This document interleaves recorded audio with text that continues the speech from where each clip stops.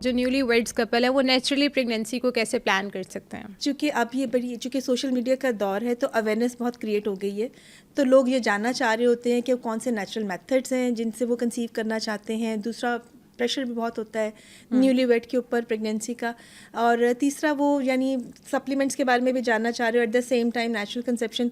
तो ये लोग आते हैं प्री प्रेगनेंसी काउंसलिंग के लिए, जो कि एक अच्छी बात है, और वो टेस्ट भी जानना चाह रहे होते हैं। तो जनरली जो टेस्ट हम उनको रिकमेंड करते हैं, एक तो फीमेल की हेल्थ से रिलेटेड टेस्ट होते हैं, जैसे हम चाहते हैं कि एटलीस्ट अपना हीमोग्लोबिन चेक करवा लें, क्योंकि एनीमिया हमारा बहुत बड़ा इशू है। और इवन अच्छी फैमिलीज़ में, ये नहीं कि सिर्फ जो जहाँ पे खाना पीना कम है वहाँ पे, इवन बहुत अच्छी फैमिलीज़ में भी। और ये एनीमिया का जो है ना वो बहुत ज़्यादा इंसिडेंस है हमारे, बहुत ज़्यादा कह लें कि प्रेवलेंट है हमारे इसके अंदर।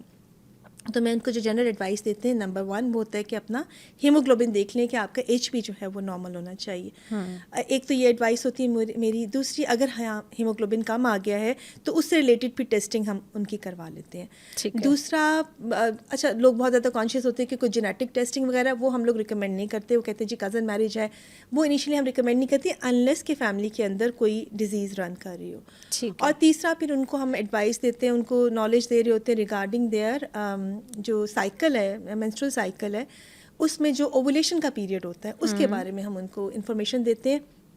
चूँकि पेशेंट ने कंसीव जो करने का उनका टाइम होता है वो यूजुअली 3 to 4 डेज होते हैं साइकिल, ठीक है, वो होता है अराउंड द ओवुलेशन पीरियड। अब इसमें जो समझने वाली बात ये है कि जो फीमेल का एग रिलीज होता है वो 24 आवर्स के लिए स्टे करता है रिप्रोडक्टिव ट्रैक के अंदर। अगर तो उससे पहले इंटरकोर्स हुआ है 1 से 2 दिन पहले या उसके अराउंड, फिर तो वो कंसीव कर जाएंगी। और अगर वो टाइम उन्होंने मिस कर दिया है तो फिर वो कंसीव नहीं करेंगी।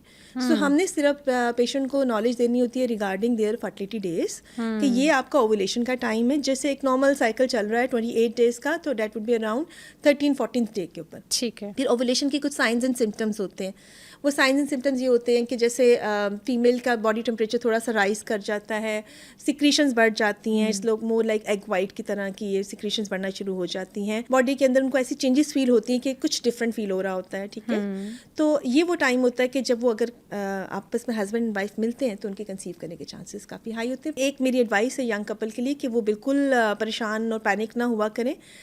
1 साल तक का टाइम जो होता है, इवन विदाउट एनी ट्रीटमेंट, अगर उनमें कोई इशू नहीं है, लाइक फीमेल का साइकिल नॉर्मल है और कोई हेल्थ इशू नहीं है, तो 1 ईयर के लिए उन्हें किसी कंसल्टेशन की ज़रूरत नहीं है।